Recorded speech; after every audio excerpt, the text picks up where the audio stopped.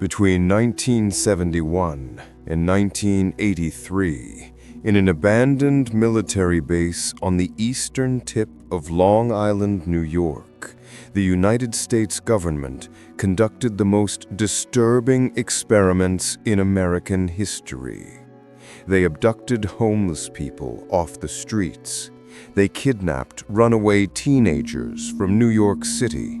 They used children as young as 10 years old, and they subjected these victims to experiments so horrific, so unethical, so beyond the boundaries of science and morality, that when the truth finally started emerging in the 1990s, the government immediately launched the most aggressive cover-up operation ever seen. What were they doing at Camp Hero in Montauk? They were perfecting time travel. They were opening portals to other dimensions. They were creating psychic super soldiers by destroying children's minds. And they were successful. The technology works. It still exists, and they're still using it today. For decades, survivors have been coming forward, telling identical stories despite never having met each other.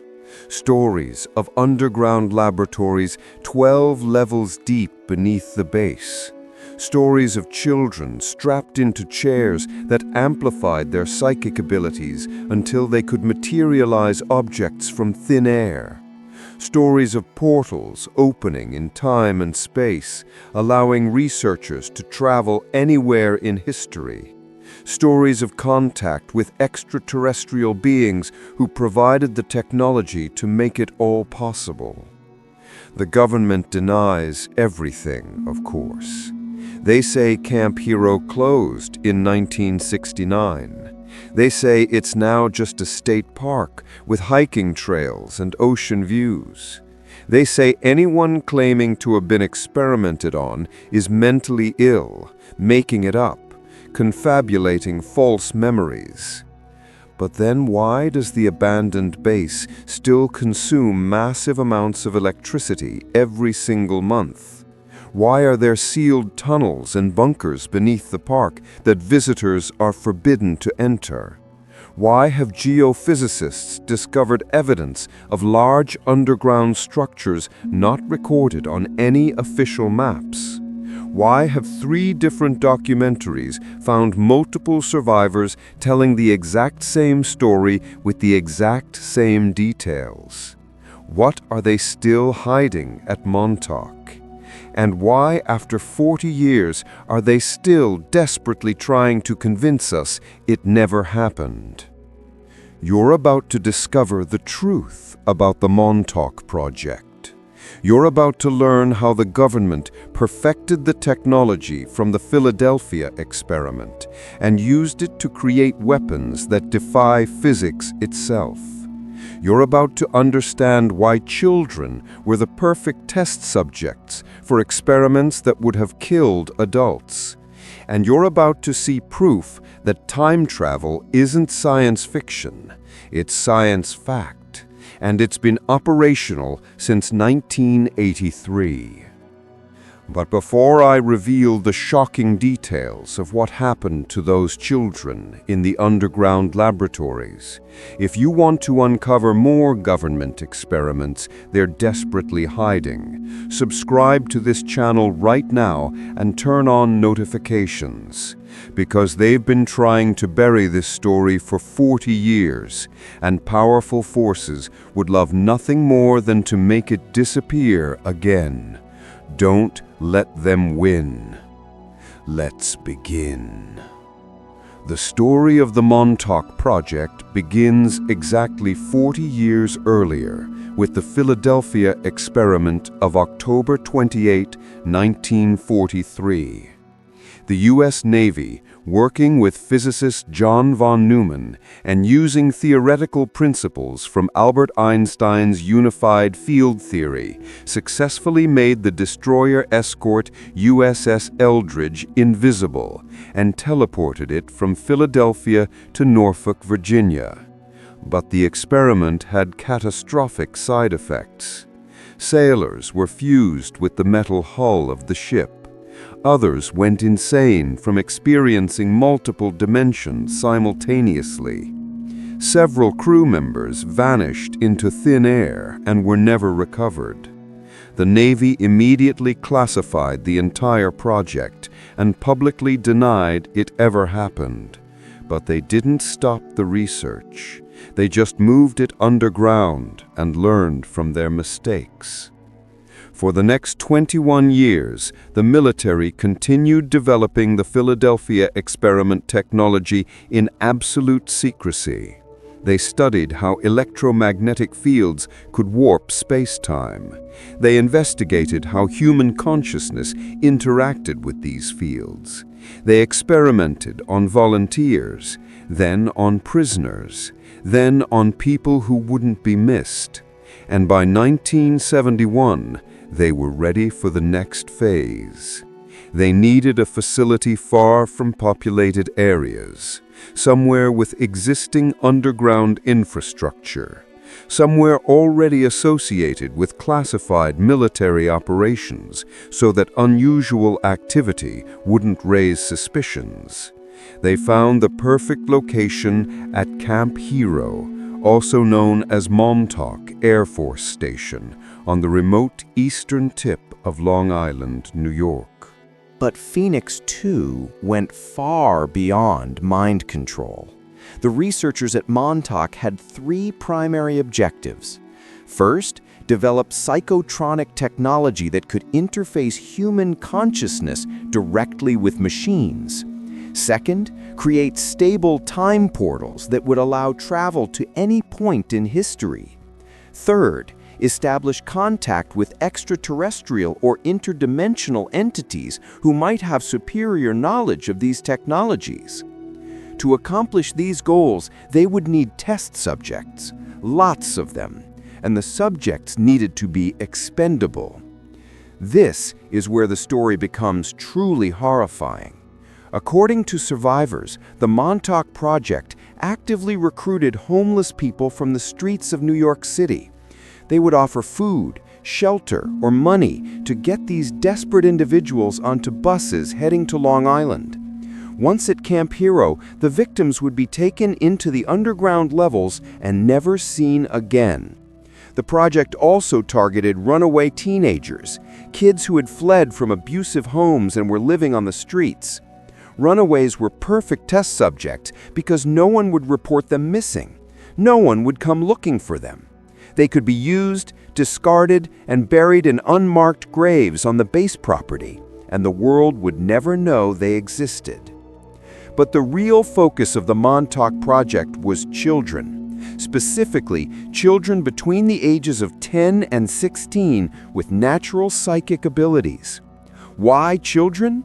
Because the researchers discovered that young minds, still developing, were far more malleable and receptive to psychotronic enhancement than adult brains. Children could be trained to use their psychic abilities as weapons. Their consciousness could be amplified to impossible levels without the mental barriers that would cause adults to break. And if a child died during an experiment, well, there were always more children to abduct.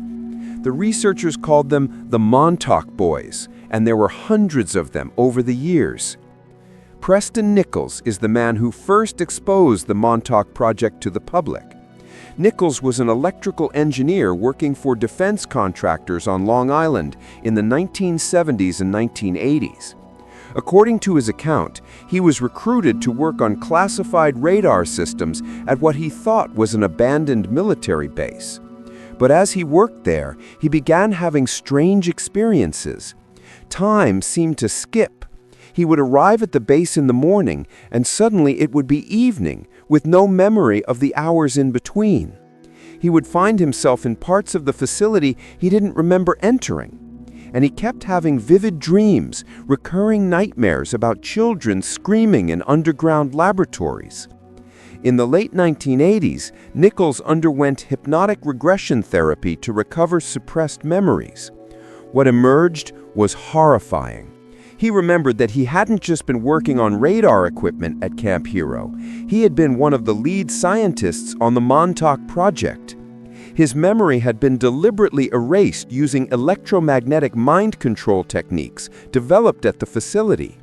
As his suppressed memories returned, he recalled experiments conducted on abducted children. He remembered the Montauk Chair, a device that amplified psychic abilities by orders of magnitude. He opened time portals that led to other eras and other dimensions, and he remembered the day in August 1983 when everything went catastrophically wrong and the project had to be shut down in an emergency. Now I know what you're thinking. This sounds insane. This sounds like the ravings of a mentally ill person or an elaborate hoax. That's exactly what the government wants you to think. That's why they've spent 40 years discrediting Preston Nichols and everyone else who's spoken about Montauk. But here's what makes Nichols' account credible. He's not alone. Multiple other people have come forward with nearly identical stories, and these witnesses have no connection to each other. They didn't know Preston Nichols. They didn't read his books. They recovered their own suppressed memories independently, often decades apart. Yet their accounts match in precise, specific details that would be impossible to fabricate. Duncan Cameron is another primary witness to the Montauk Project. According to Cameron, he was one of the Montauk boys, abducted as a child in the early 1970s and trained to become what he calls a psychic operative. Cameron claims he was the primary subject used in the Montauk Chair experiments. The chair was connected to complex computer systems and enormous electromagnetic field generators powered by the base's radar equipment. When Cameron sat in the chair, his natural psychic abilities would be amplified millions of times. He could project his thoughts and materialize objects simply by imagining them intensely enough. The researchers would give him assignments. Visualize this object, make it appear. Open a time portal to this time period. Make contact with beings from other dimensions. And Cameron would do it, not because he wanted to, but because the researchers had broken his mind so thoroughly through trauma and conditioning that he had no choice but to obey. And if you're starting to realize how deeply disturbing this really is, make sure you're subscribed with notifications turned on, because what I'm about to reveal about the time travel experiments will shake your understanding of reality itself. Stay with me. The Montauk Chair wasn't just for materializing objects or reading minds. Its primary purpose was to open what the researchers called time tunnels. According to multiple witnesses, the technology worked like this. Duncan Cameron or another trained psychic would sit in the Montauk Chair. The electromagnetic field generators would activate, creating a massive energy field around the subject. The psychic would then focus their consciousness on a specific point in time and space. Their amplified mental energy, combined with the electromagnetic fields manipulating space-time, would create a stable portal, a tunnel through time that researchers could physically walk through and emerge at the targeted destination, anywhere in history. Al Bielek is perhaps the most controversial witness associated with the Montauk Project. Bielek claimed that he was actually one of the two sailors who jumped off the USS Eldridge during the 1943 Philadelphia experiment and ended up at Camp Hero in 1983 after being pulled through a spontaneous time portal. According to Bielek, the Montauk Project was deliberately timed to create a temporal lock with the Philadelphia experiment exactly 40 years earlier. On August 12, 1983, when both experiments were running simultaneously at the same electromagnetic frequency, a massive time vortex opened, connecting 1943 and 1983. The USS Eldridge was pulled partially through this vortex, and Bielek claims he and his brother Duncan Cameron, the psychic operative, jumped off the ship in 1943 and landed at Montauk Air Force Station 40 years in the future. Now, Bielek's story is the most extreme and hardest to verify of all the Montauk accounts. Many researchers dismiss him as unreliable or deliberately spreading disinformation. But here's what's interesting. Multiple independent witnesses have confirmed the August 12, 1983 date as significant. That's the day something major went wrong at Montauk. That's the day the project was shut down in an emergency. And that's the day that multiple people in the Montauk area, people with no connection to the project, reported seeing strange lights in the sky, experiencing bizarre electromagnetic interference, and feeling overwhelming sensations of dread and temporal displacement. Something happened at Camp Hero on August 12, 1983. Something big enough that locals still remember it 40 years later. According to the witness accounts, this is what happened. On that day, the researchers at Montauk were conducting their most ambitious experiment yet. They were attempting to create a stable, long-term time portal that would remain open indefinitely, allowing unrestricted access to any point in history. Duncan Cameron was in the Montauk Chair, his mind amplified to maximum levels. The electromagnetic field generators were running at full power, drawing enormous amounts of energy from the base's radar systems. And as Cameron focused his mind on creating the portal, something went catastrophically wrong.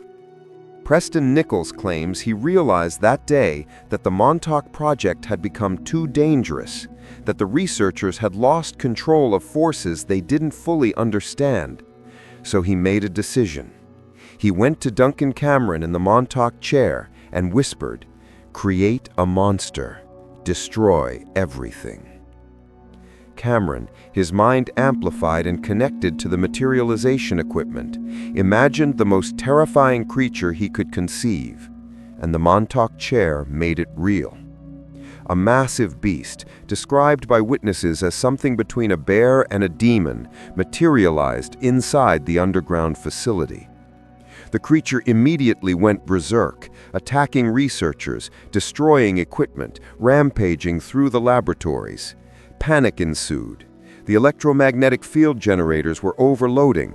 The time portal had become unstable, threatening to tear apart the fabric of space-time itself.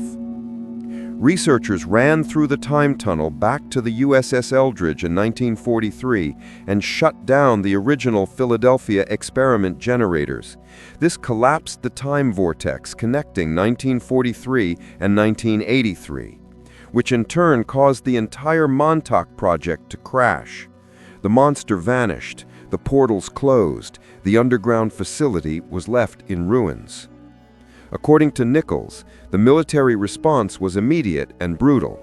They flooded the lower levels of the base with cement to seal off the damaged laboratories. They destroyed or removed all the exotic equipment. They administered electromagnetic memory wipes to everyone involved in the project, using the very mind control technology they'd developed there. And they launched a comprehensive disinformation campaign to make sure no one would ever believe the truth about what had happened at Camp Hero. But they couldn't erase everything. They couldn't erase the physical evidence, and they couldn't completely erase the memories of people who'd been there. Let's talk about the evidence that proves the Montauk project was real. First, there's the base itself. Camp Hero officially closed in 1969. It was supposedly abandoned and eventually turned into a state park. But locals have reported seeing activity at the base for decades after the supposed closure. Mysterious lights at night, trucks coming and going through locked gates, guards patrolling areas that should be empty. And most tellingly, the base continues to consume massive amounts of electricity. There's a power line running to Camp Hero, and the meter reader for that line has gone on record stating that enormous amounts of electricity are being used at the supposedly abandoned facility. Far more than could ever be explained by a maintenance building or park lighting. Geophysicists hired by documentary filmmaker Christopher Garetano used ground-penetrating radar to scan beneath Camp Hero. They discovered evidence of large structures underground, extensive tunnel networks, facilities that don't appear on any official building plans. When they tried to get government documents about these underground structures, they were told the information is classified for national security reasons. Why? If Camp Hero is just an abandoned base turned into a park, why would underground building plans be classified? What are they hiding down there? Multiple exploration teams have entered the abandoned surface buildings at Camp Hero and found disturbing evidence. Rooms with heavy-duty electrical systems still intact, graffiti on walls saying things like, "They took us," and "Stranger, help me," and "The tunnels go deeper." Most chillingly, one team discovered sealed tunnel entrances that had been filled with concrete, just as Preston Nichols claimed. Why would anyone spend the money and effort to seal tunnels with concrete in an abandoned base unless they were trying to make absolutely sure no one could access what's down there? And then there are the witnesses. Not just Preston Nichols, Duncan Cameron, and Al Bilek.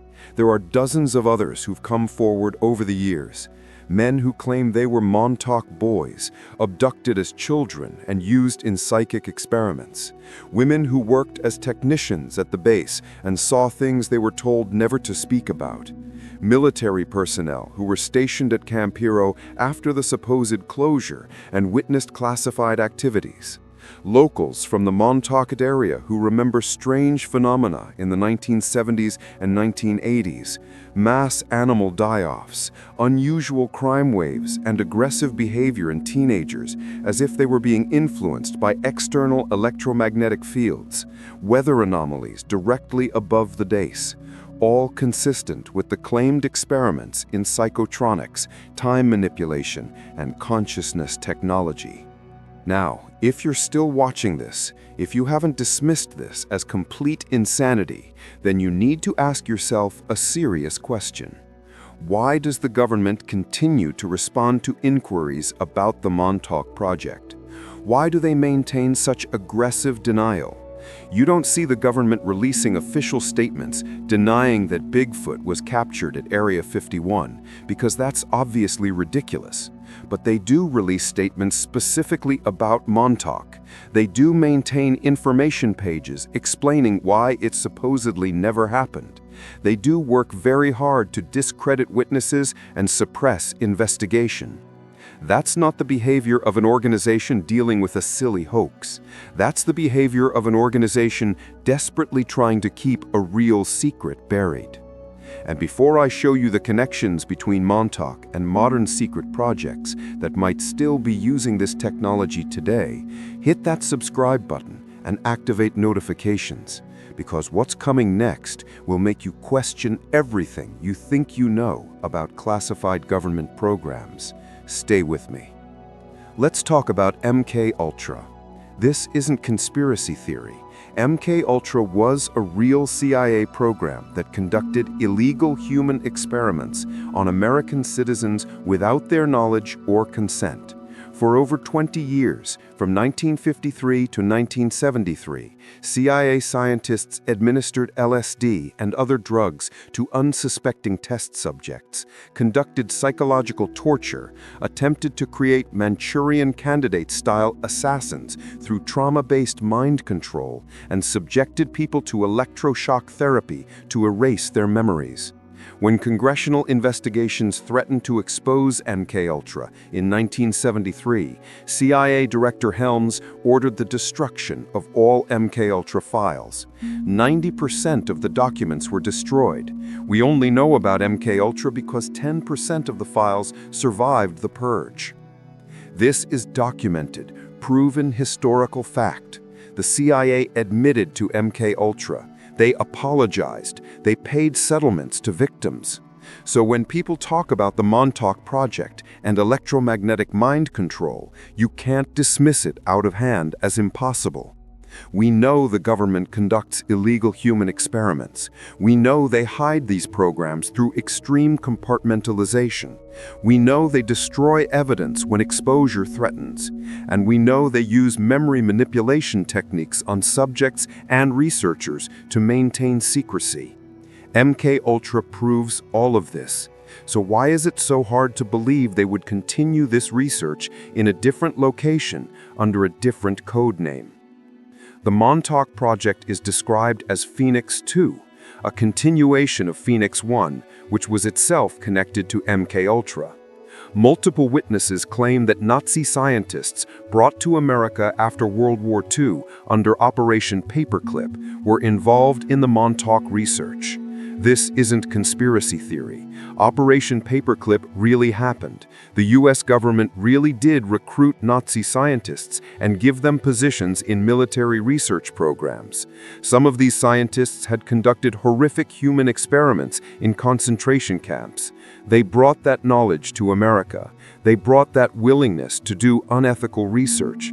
And according to Montauk witnesses, they brought it to Long Island. Consider the timeline. The Philadelphia experiment was 1943. Operation Paperclip brought Nazi scientists to America starting in 1945. MKUltra began in 1953. Projects Phoenix 1 and Phoenix 2 allegedly ran from the 1950s through 1983. Every one of these programs involves the same themes: Mind control, consciousness manipulation, advanced physics, extreme secrecy, illegal human experimentation. And every one of these programs has either been proven to exist or has multiple credible witnesses describing identical operations. At what point does the pattern become too obvious to ignore? Now let's talk about Stranger Things. The wildly popular Netflix series created by the Duffer Brothers was originally titled Montauk. The show's premise, a secret government facility conducting experiments on children with psychic abilities, opening portals to alternate dimensions called the Upside Down, is lifted directly from the Montauk Project allegations. The Duffer Brothers have openly stated they were inspired by Preston Nichols' books about Montauk. They researched the conspiracy theories extensively, and the show's setting, Hawkins National Laboratory, is clearly based on Camp Hero. Even the character of 11, the young girl with telekinetic powers who can open dimensional gateways, is basically Duncan Cameron. The Duffer Brothers changed the location to Indiana and renamed the project, supposedly for creative reasons. But some researchers believe Netflix or the Duffers were legally pressured not to explicitly connect their show to Montauk. Because if a mainstream television series caused millions of people to start investigating the real Montauk Project, if it led to renewed pressure for declassification and official investigations, that would be a problem for whoever wants this secret to stay buried.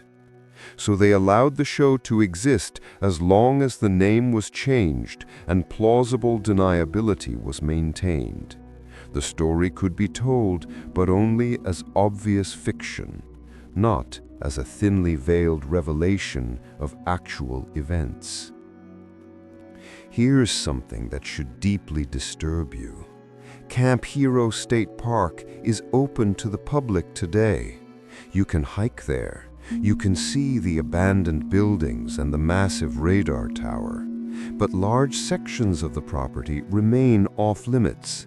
Fenced areas, tunnels sealed with concrete, buildings that are supposedly too dangerous to enter, signs warning about unexploded ordnance, and people who've explored the accessible areas report strange experiences: electromagnetic interference with phones and cameras, sudden feelings of intense dread or disorientation, the sensation of being watched by invisible presences.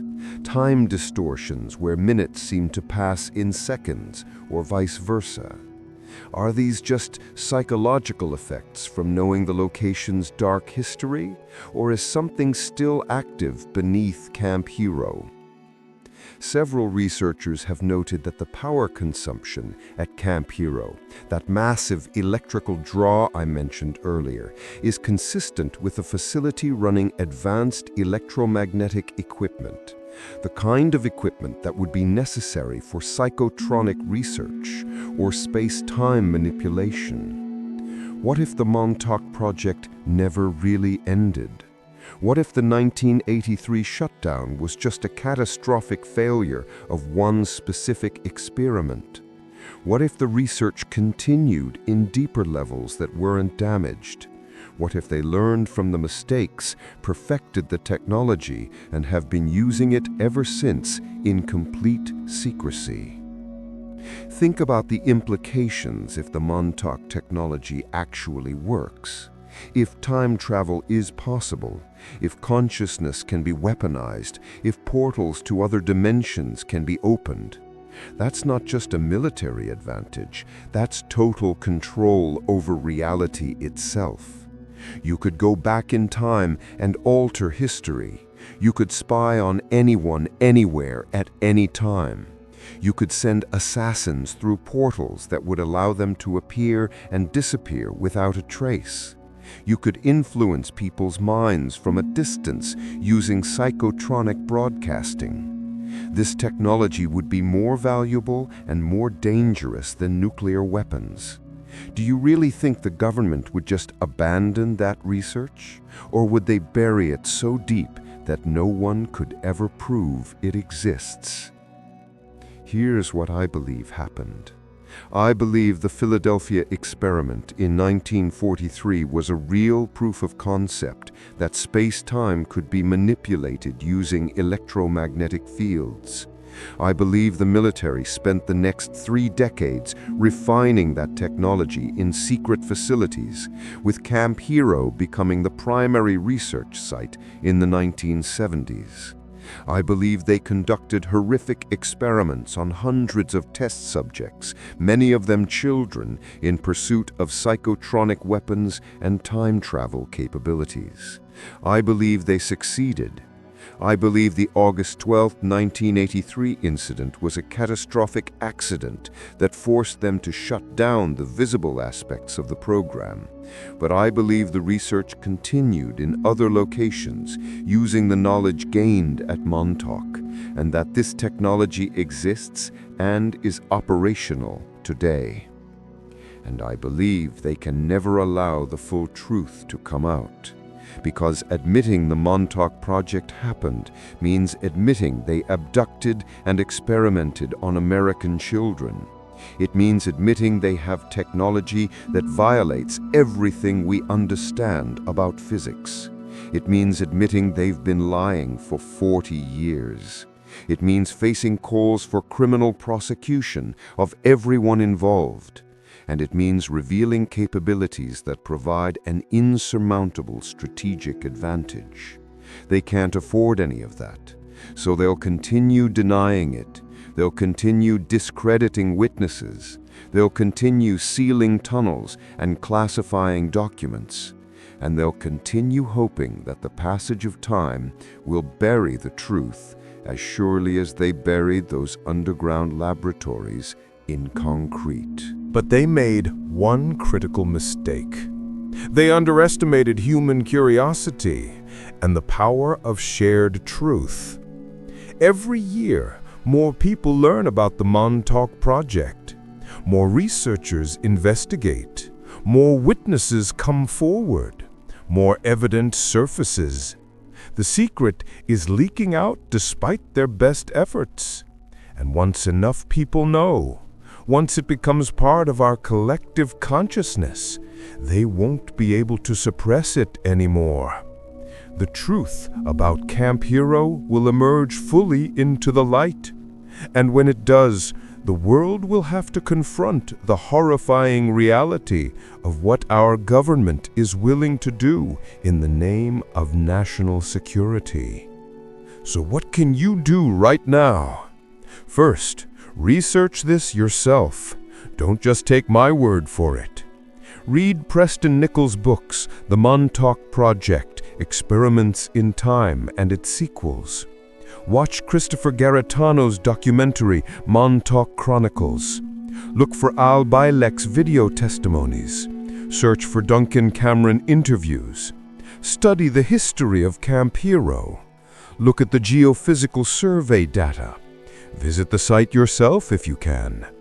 The evidence is out there, scattered and suppressed, but accessible if you're willing to look for it. Second, demand transparency from your government.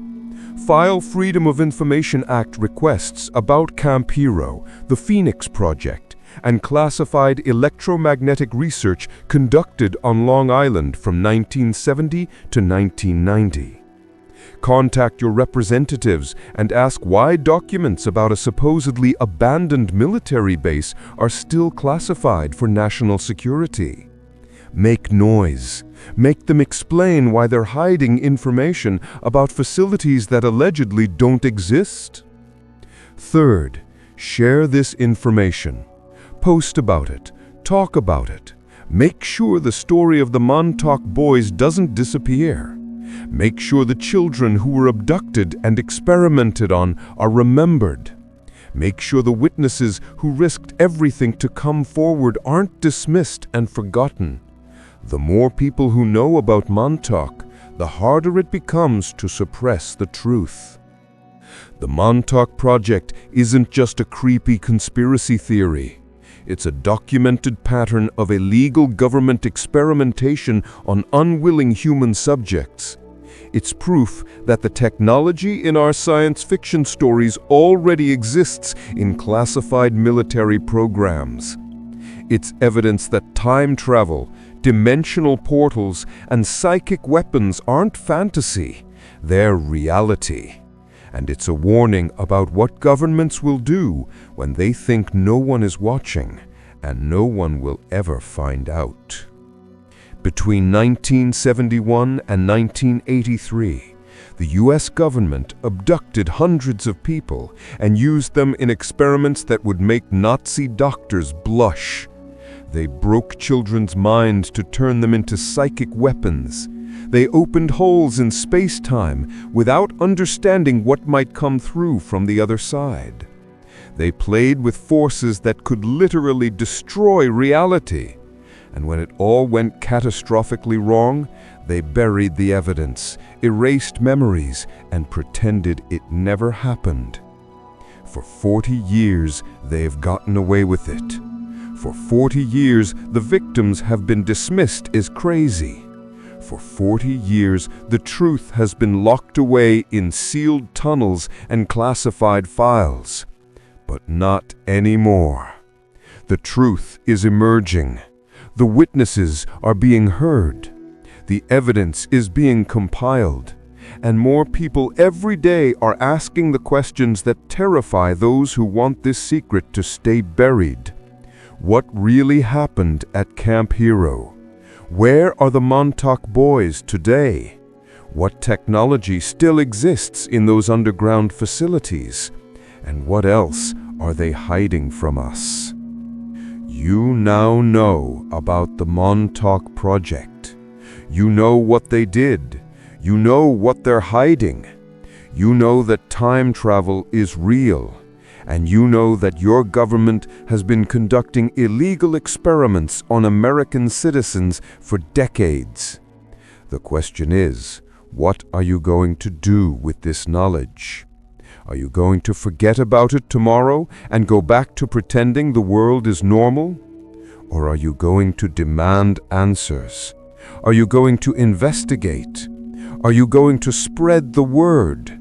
Are you going to make sure the victims of Montauk are finally acknowledged and the truth finally revealed? The choice is yours. But remember, once you know the truth, you can't unknow it. Once you've looked into the darkness at Camp Hero, you can't unsee what's there. The Montauk Project happened. The technology exists. Children were tortured and killed for military research. And somewhere, in some classified facility, they're still using what was learned at Montauk. Welcome to reality. It's far stranger and far more disturbing than you ever imagined. If this investigation into the darkest corners of secret government programs has opened your eyes to the truth, then subscribe to this channel immediately and activate notifications. Share this video with everyone you know. Comment below with your thoughts on the Montauk Project. And most importantly, never stop questioning. Never stop investigating.